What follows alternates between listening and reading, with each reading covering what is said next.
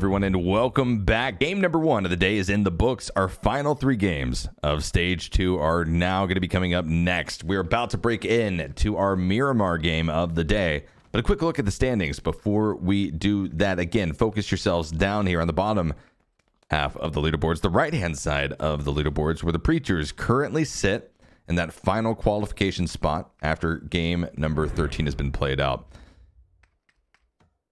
If the leaderboards were closed after that game, Preachers would be going. CrazyCrew would have been displaced and not entering into the PELC Phase 1 of 2020. But as it stands, they still have a good opportunity with 3 more games to try to close out that 2-point gap and surpass the Preachers. And doing so, other squads that are going to have a chance to do so will be Hakkapeliittas. Level and Intruders are going to have a bit more of a difficult task in front of them to do so, but it's not out of reach. I think it's definitely going to be doable. Any of the squads that made them their way into this tier of the tournament, the stage 2 part of the event, they're worth, they're worth it, right? They're worth their stuff. They didn't get here by any type of fluke, so it's certainly going to be possible. Fight Club reigns supreme, though, still. 143 points, first place position. Feeling good, I think, about where they sit and what they have to do moving forward to not obviously maintain the top 9 position, but I think that first place position is, you put up consistency for Fight Club, which they've been showing. 55 placement points, 88 kill points. Absolutely insane. I think the main goal for them will be to definitely get over towards that 100 kill mark. It's about setting records at this stage of the game. As far as Fight Club is concerned, game number 2 underway, and across the desert we go from the southwestern side of the map all the way up towards the north, a little bit centralized in terms of the end position of the plane, just off to the west-hand side of Torre Ahumada. Plane path is not going to be too devastating, all things considered. It's fairly centralized, possibly slightly over towards the western side a bit, but it's not going to throw a wrench in too many squads' plans. One of the things that we're already seeing right off the bat that is a bit of a shift off of what we've seen in previous Miramar games, which there have been a lot. Intruders going to be dropping alongside Dos Pilots immediately down to Via de Mar. This is an area of the map that teams generally don't like to go unless it's a fairly fleshed out lobby rather. And this is a priority position in terms of rotations for one squad. 2 squads there that haven't gone there in the past definitely draw a big question mark over to the southwestern side of the map. All of our players have been kicked out of the cargo hold and will be now sent down to get those boots on the ground and get things rolling here as we wait a few more seconds for phase number 1 to pop. And there it goes. Hey, we looked at it as an interesting decision. Obviously, they had no idea, but they will be rewarded from it. So I believe it's possible that you might see the Intruders or Dos Pilots, but no, it's going to be Dos Pilots. Yes, pull off of this, right? They were given a pretty much beautiful position to play off of.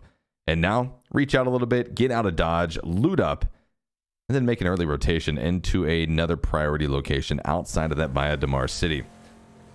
Let's take a look around the map, though, and see how things are shaping up for some of the other squads. Hakkapeliittas, Patrick, going to be picking up his teammate staXx and continuing along the roadside in the Murado. No real sense of concern here coming out from this squad as they continue over towards that priority loot location that they have held for the majority, at least of the Stage 2 tournament.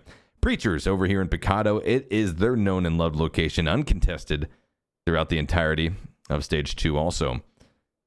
We'll be sitting just outside of the northeastern edge of phase number 1. A quick rotation down to the south, one that they've been used to making here, at least in this tournament. Should be familiar at the very least. Brute Force checking in with them. Monte Nuevo is going to be their loot drop. And they're a squad that has been fairly interesting, guys, over this tournament. Here in stage number 2, they started out the stage in first place position. They ended yesterday, I believe, in 9th or 10th.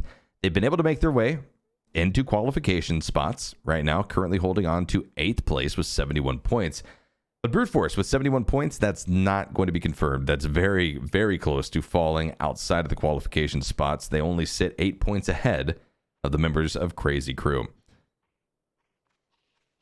Speaking of CrazyCrew, STaravillo, the lone survivor, at least the longest survivor of the CrazyCrew squad from the previous game on Sanhok, will be pushing on here. This crew is going to be a little bit split off from one another, actually pretty split off from one another, over towards the western side of San Martin and kind of sprinkled along the western side of the map.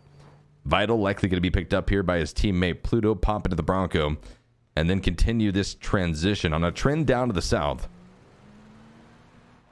to get inside of phase number 1. 30 seconds on the clock until we will see the blue zone start to force these teams' rotations, even if they hadn't started to think about them as of yet.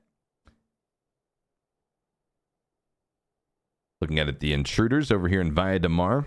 You see two of the members of Dos Pilots off in the distance. You can barely see those icons, but they are sitting atop the hillside over towards the east. Two of the members that dropped here in Via de Mar and quickly scattered once they felt the presence of this intruders team. The other members of Dos Pilots, you just saw them escape off to the far right-hand corner of your screen, off in the distance as well, hugging that western wall border here on Miramar.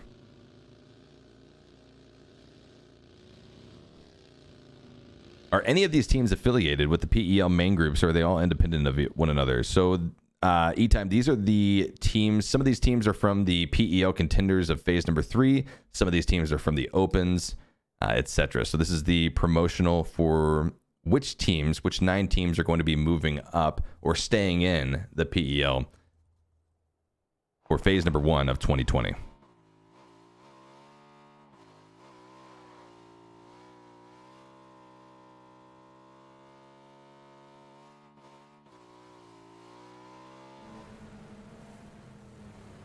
Rotations coming out. Fight Club going to be dropping down just on the western side of the graveyard. All 4 members going to be alive for this squad.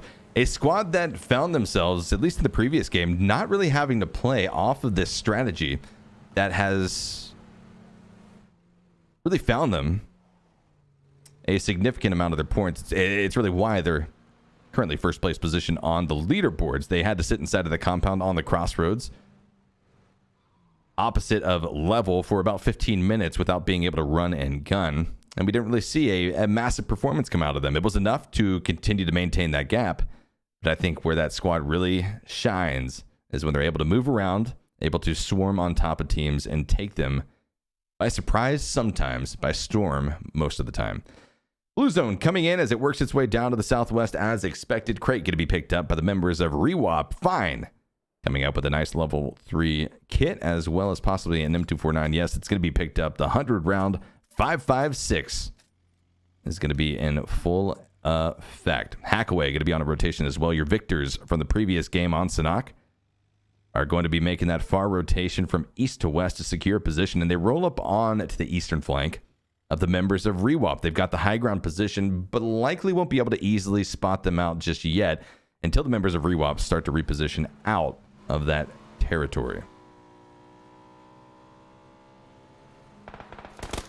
Spray down comes in. The intruders on the big air coming out from Hakkapeliittas of the Istanbul Wildcats. That solo player trying to champion for his squad in the previous game in that 1v1 scenario with HaKoHe. Will be able to stay alive. Somehow doesn't get exploded on the bike. Somehow avoids the bullets being flung in his direction. But Nailcop is going to be pushing up very aggressively down the hillside. He's able to find the spray down with the M416. And out goes Hakkapeliittas. The other members of Istanbul Wildcats have nothing left to do except for sit off towards the west and watch this happen. But they are going to be swarmed like a boa constrictor. They are being choked out by the members of the intruders. The trade comes back out. Genzo able to find Rekorder. However, down goes Genzo immediately thereafter. 2 left alive for the Wildcats. Laza and his teammate inside of the building, trying to maintain that cover and get a good sense of the surroundings. It's BSD and Laza, 2 very powerful players in their own right, so I wouldn't count them out just yet. Again, this is the Istanbul Wildcats facing off against the intruders, who are a team that currently sit in 13th place position. That's not truly a testament to say, you know, they should definitely win this engagement in a 2v3 scenario. But it is to say that the Istanbul Wildcats have so far throughout this stage displayed more success in these PUBG matches. Nade's going to be missing the window. That could have been a huge nade on top of BSD. Would they have been able to find it? However, we'll be bouncing off of the outside of the building and hitting the cliffs on the opposite side. Rotations coming out. Royalty going to be taken into the blue zone in favor of an extremely late rotation out of the western side of San Martin, and then going to be dropping down, likely maybe all the way over to the West Coast Highway, or rather the Western Wall Highway, and continue their transition accordingly. Knock comes out. BSD will be leaving his teammate Laza as the only member of the Istanbul Wildcats left alive, and a big surprise, I think, for many to see that. The Istanbul Wildcats will be our first squad eliminated from match number 2 of the day. Match number 14 of this tournament. Phase number 1 going to be closing out. The shift comes in. Phase 2 does almost hard shift up here towards the northwest. It corrects itself. The circle shifts out those Los Higos Islands. It shifts out a lot of water, a significant amount. Pretty much all the water needed to really not play a factor anymore here in this game. Some teams that are positioned off the southwestern side of Chumacera. I believe the Preachers are going to be incredibly happy with what they see. Boris off to the east of Chumacera. We'll be spotting out rotations coming in from Hakkapeliittas. A spray down of bullets, both from ARs and DMRs, will be put out from the squad, trying to find maybe a vehicle explosion onto staXx, but won't be able to do so. Rolling into the eastern side of Chumacera. The northern part of Chumacera is pretty much wide open for the taking, I believe. Only the Preacher is going to be inside of that area of the map, and that's on the southern side of Chumacera. Again, the road splits it. Provides an ample opportunity for multiple squads to seek shelter inside. Hey, Berth, yes, this is the PEL Contenders promotion. The PEL promotion is going to be popping off, I believe, on the 17th. That's tomorrow. CrazyCrew going to be reuniting at least with one other teammate here. STaravillo and Vital will be working as a duo just down the slope where one of the members of the Tony team is currently positioned.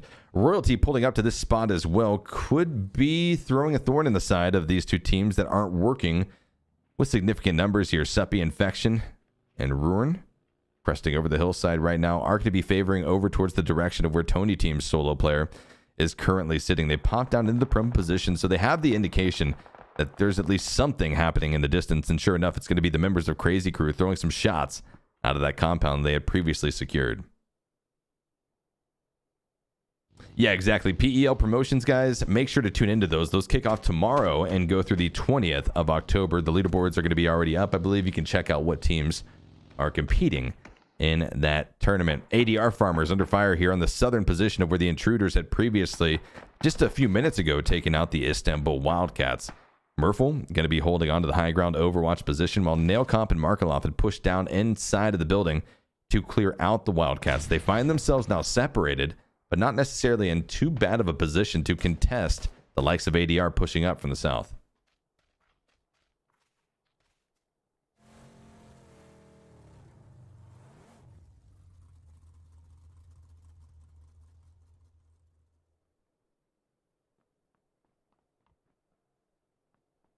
ZorF and Rizzle from Fight Club roll up here on the eastern side of Rewop.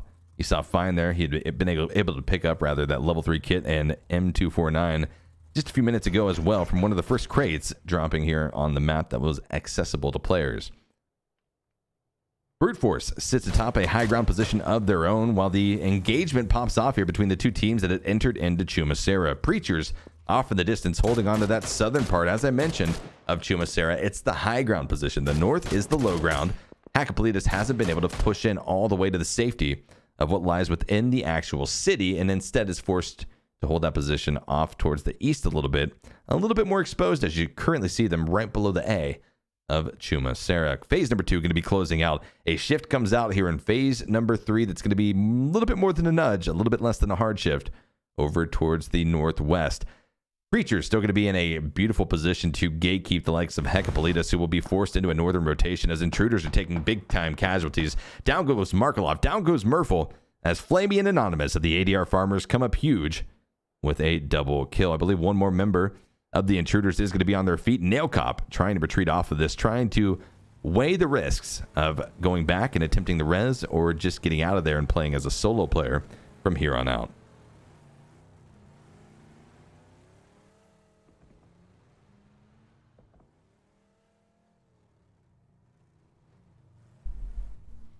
Hey, thanks, Groove. I appreciate it. Infection. Unfortunate set of circumstances right there, but I believe Royalty had enough separation in between them and other squads to quickly recover off of that vehicular mistake, of which, since the first day, there have not been too many. Instead of vehicular mistakes, we've seen a lot of people in vehicles getting kills. At least it draws my mind back to the Sanhok game yesterday. If you didn't see that, it was pretty epic. I believe it was Level crashing into ADR, and then we had a few more Rita driving into a few players. Pretty epic in terms of that, and the explosions won't stop now. Triquo and ADR are able to find another one, this time onto a member of Fight Club. Gifted having to crawl away and will be flushed out of the game. Rewop is able to find another knock onto Rizzle. Down they go.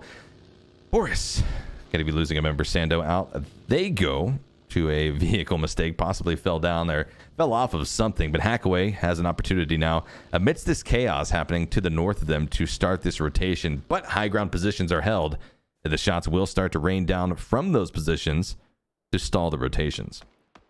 Here's ZorF, had the audible cues as to where Rewop currently sits after losing a few other teammates to that squad.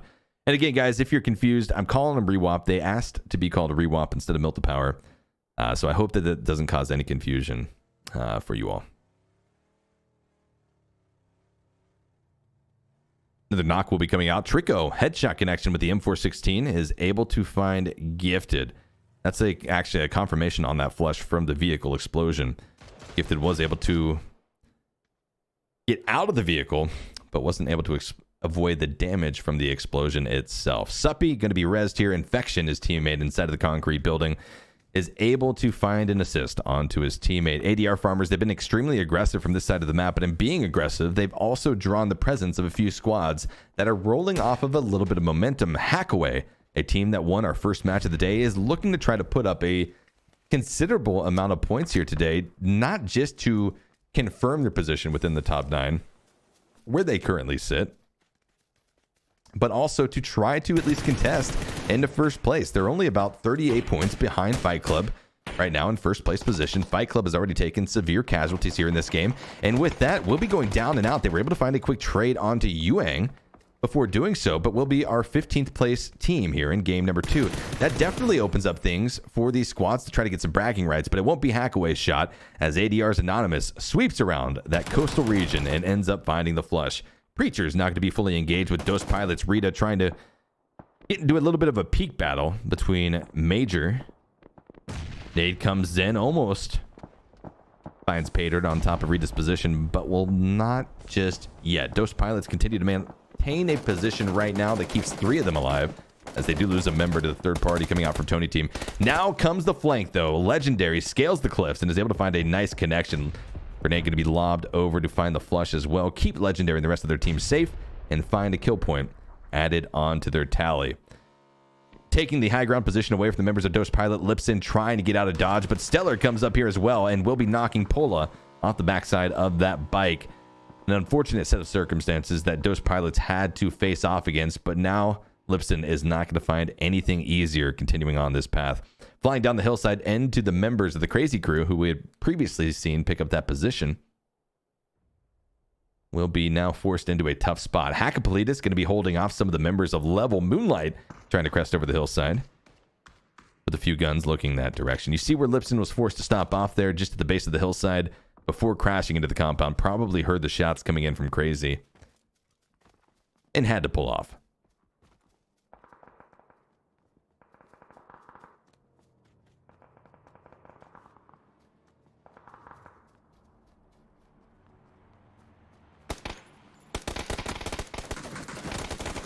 Moonlight trying to take the spray down right now against the gatekeepers of Hakkapeliittas. They've got the entirety of their team still alive here for Level, so it's not going to be a terrible engagement for them to take. But it is one with a bit of a time limit on it, rather, as the blue zone will start to shift here. Slowly but surely, putting a little bit of pressure on the backsides of these squads. Level, however, though, they see this crate off in the distance. If they can take out the members of Hakkapeliittas, if they can put out enough pressure to at least stall them back, they could sweep around the northwestern side of the circle and claim that crate. Already able to find that knock onto Patrick. Will be able to confirm the flush. staXx not able to provide any support over to his teammate. Neither is Martin. Now Level disengages slightly off of this.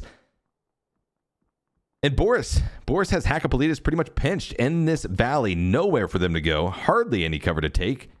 Certainly any cover that blocks rather the lines of sight of Boris will be showing themselves over towards level as another engagement pops off here on a high ground position. It's been a king of the hill battle between multiple squads here so far in this game, and that's really just a product of where this circle landed on the southern side of Miramar. Brute Force going to be brute forcing their way into the compound where Royalty had been holding on to, but it's not going to have a full effect. They will be taken down almost immediately by the members of Royalty without losing any of their members. A knock comes out, sure, but they've got ample time to pick them back up. Intruder is going to be eliminated now as well in 11th place position. Top 10 teams remaining here as we are just about a minute shy from that 20-minute mark of the game. Quickly thereafter, ADR farmers are going to be going down.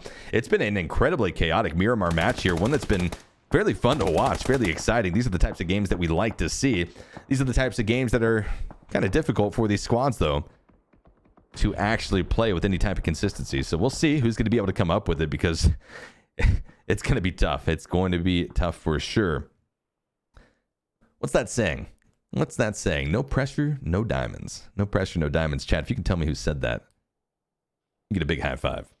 No pressure, no diamonds is exactly true. Lipsin, the solo player from Dos Pilots, going to be pushing up here, holding on to that bit of a bowl that they were able to find themselves in after rotating off the hillside, losing 3 of their members in the process, and now remaining as a solo champion for this squad. Preacher still trying to snuff out the presence of Stellar. We're able to find the knockdown onto Beamy. However, Moleman's position just off towards the northeast inside of that Chumacera compound, outside of the circle, but definitely has some cover to work off of. Will be retreating off of this. Not going to be even trying to save Beamy. Not going to be trying to cover that position. Maybe even find a knock. Will be playing position for this next circle.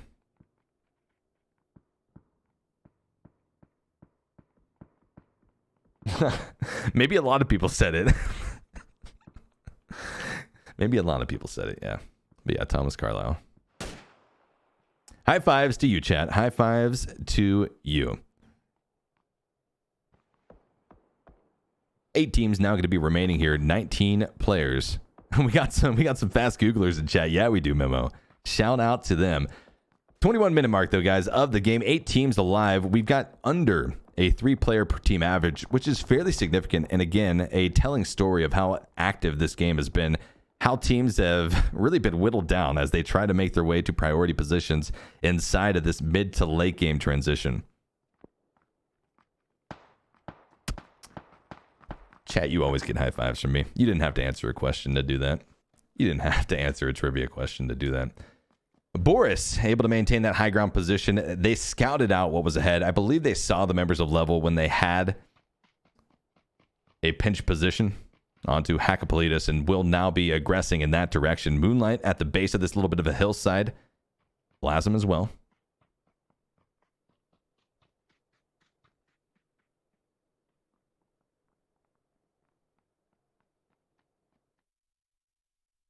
Next shift going to be coming out. CrazyCrew has been able to hold on to this position that they found themselves in and will continue to do so. I've got some flashbacks right now to some previous competitive matches where this compound, this type of circle has been presented here.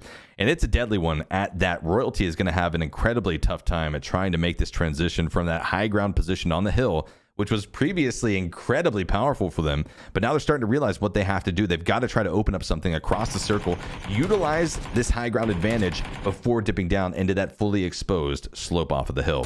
Moleman, solo player for Stellar, is able to wrap around this far eastern side of the circle out of Chumacera and end of the fray, finds a knockdown, finds a flush, picks up another kill point for Stellar. Still going to have that 8-team number remaining as Preachers start to push down from another hillside, similar to what Royalty is going to have to be working off of. This could be a bit of a foreshadowing of what some other squads in the area might be feeling. Legendary gets dropped down and out. Diego not going to have too much room to work off of with Tony team on the base of the hillside, but a saving grace possibly opening up. Nah, all right, Diego's gone. Diego's gone. There's no way that he's going to be able to med off of this and then survive any type of fall damage. It's going to be a concession of 8th place. Oh no, able to stretch it out. Down goes Lipsin. The solo players from Stellar and Dos Pilots engage with one another, and Moleman comes up with another kill. This is essentially what Royalty needed. It wasn't chaos that they opened up. It wasn't an opportunity that they allowed themselves. It was really something that the other teams opened up for them based off the chaos down here to the south. They've crashed into the compound where the members of CrazyCrew were holding, and a nice knock will be coming out. Infection with the M416 spray is able to find Pluto, the first knockdown inside of this compound, leaving the members of CrazyCrew with 2. Royalty has 3.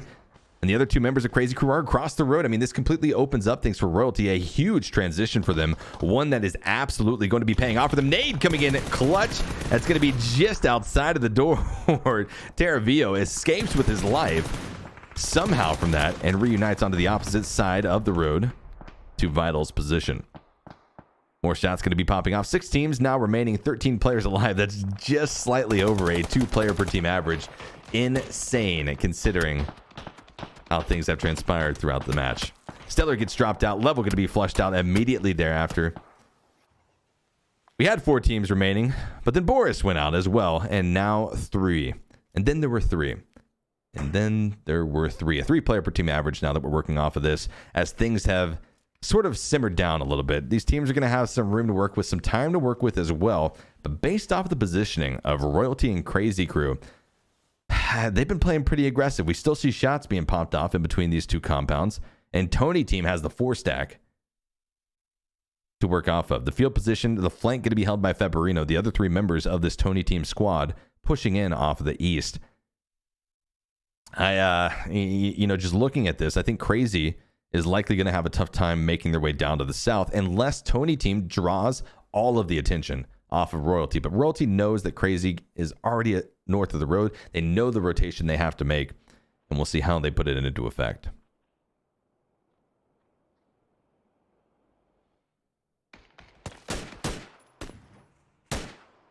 It is going to be Royalty that gets popped off on first by the shots coming out of the SLR of Blacklit. And CrazyCrew makes the rotation. They opt into going around the far northeast right into the members of Tony team. This should be an easy double kill and elimination coming in for the members of this Tony team squad. And there goes one. STaravillo going to be knocked off of the bike and flushed out of the game as the other member of CrazyCrew quickly pumps out of the Bronco, tries to get a little bit of defilade, and will be able to do so. Outside of the circle, though, and having to snake their way in, they are prepping the landscape with the smoke concealment to put it into full effect. Nade's going to be popping down on this location, a bit of a spray down as well as they spot out the head of Vital just over that smoke plume.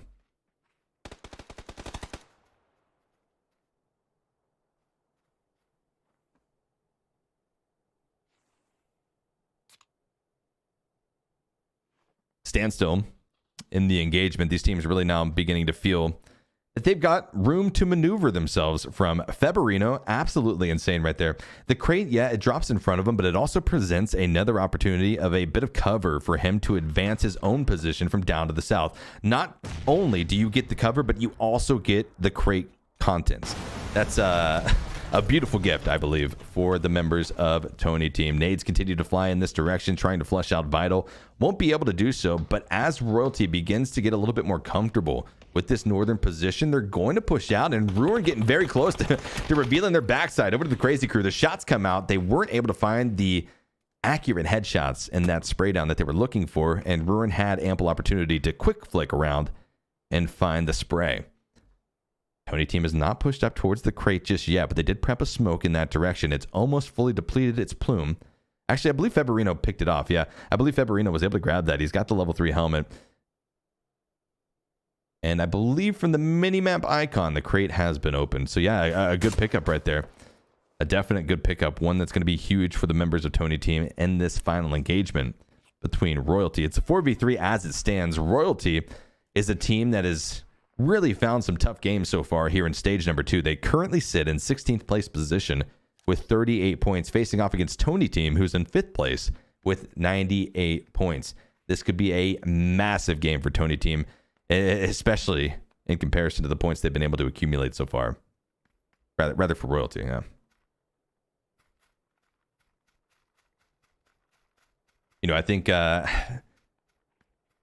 maybe at this stage in the game, it's a little bit out of reach for the members of Royalty to get into those top 9 unless they just dominate the final 2 games, right? If they pick up chicken dinners in the final 2 games of the day with a good set of kills, they could possibly make a run for it.